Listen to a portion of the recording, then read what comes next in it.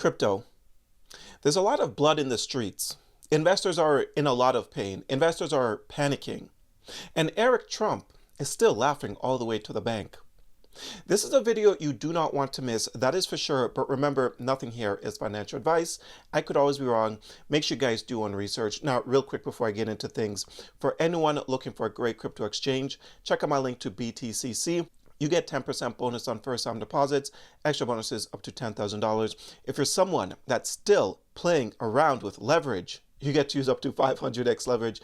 The link is going to be in my description down below for anyone that's interested. All right, so I want to kick things off with this right here. This was posted at 3 a.m., so most of you were probably sleeping. Just in, $1 billion liquidated from the crypto market in the past 60 minutes. $1 billion. What I want to know is, who still got money? Where's all this money coming from? Who's still left to get liquidated? Because at this point, Bitcoin is sitting at, last time I checked, $83,000, and it looks like it's going to go down to $75,000. It's not looking good whatsoever. And every time people feel like we have hit the bottom, no, we did not hit the bottom. The bottom continues to bottoming. The dip continues to dip. So the fact that people are still feeling like they want to take out long positions because they feel like we can only go up from here, it's kind of crazy. I think when it comes to crypto, what you got to do sometimes is you got to wait for some sort of confirmation that the reversal is happening. Because if you've been in the space for a long time, you know that the dip can continue to dip and it could get really nasty out there.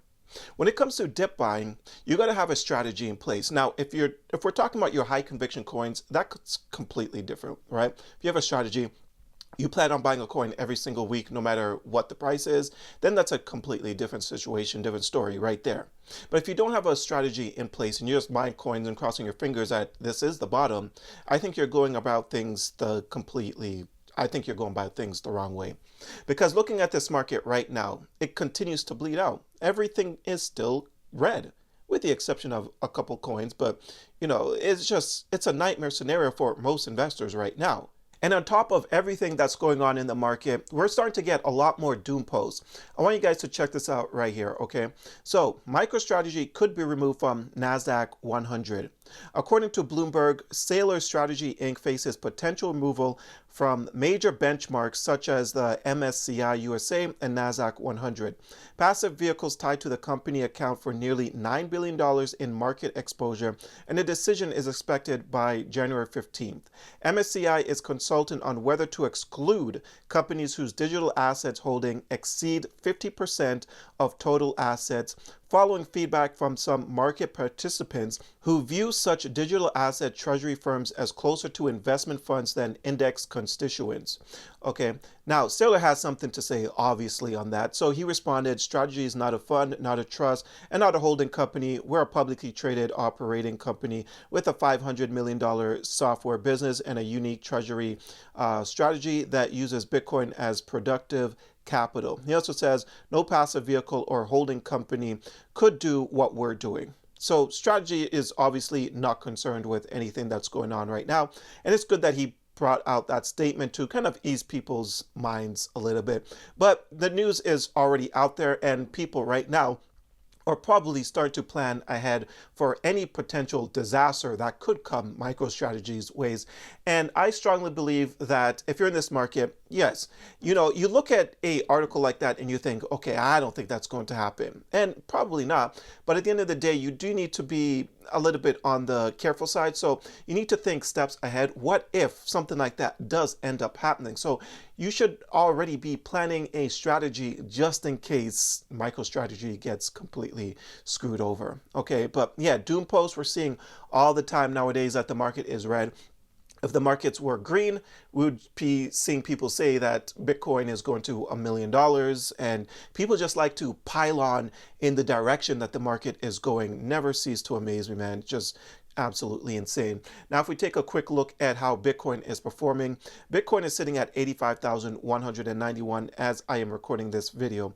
Yesterday, this thing came all the way down to 81,000. Just a disgusting fall. So all of the bearish patterns that I've been talking about has been playing out.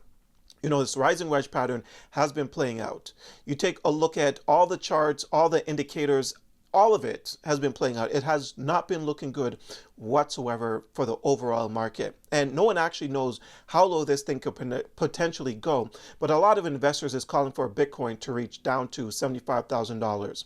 Now, at $75,000, that would mean Bitcoin came crashing back down to its April lows where the market bottomed out before Trump says, hey guys, I'm putting a pause on the tariffs.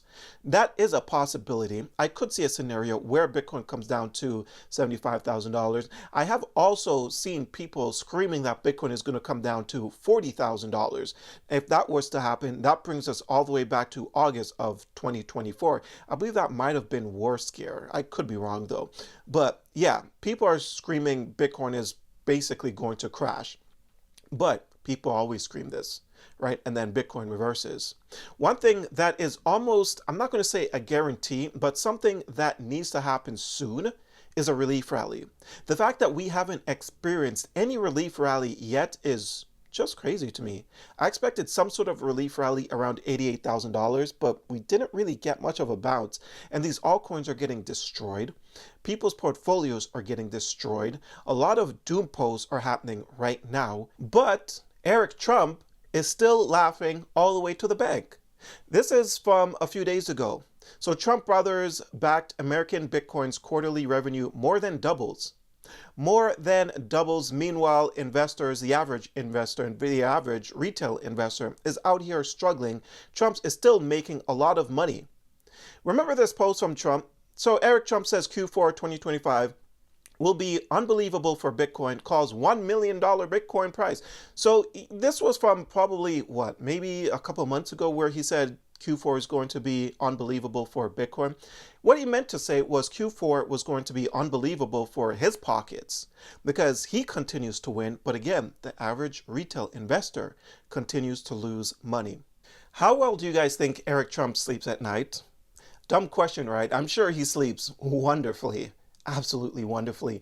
He posted this yesterday. So mining for America. Let's see what people have to say about this. All right, let's get out of this and read some of these posts. So you guys were the worst thing for crypto. We want Sleepy Joe back. I mean, the fact that people are asking for Joe Biden back speaks absolute volumes. Biden wasn't really for crypto. Everyone was like, let's vote for Trump because Trump is for crypto. We're expecting some sort of massive bull run. And then we didn't get a bull run. All we got was a dump. What looks like a bear market. What else are people saying though?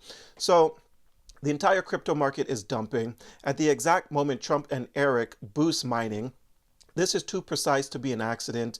Every regulator needs to investigate this timing. Yeah, that's not going to happen. What else is here? ETH is down 20% since this post. Bitcoin is down 25% since this post.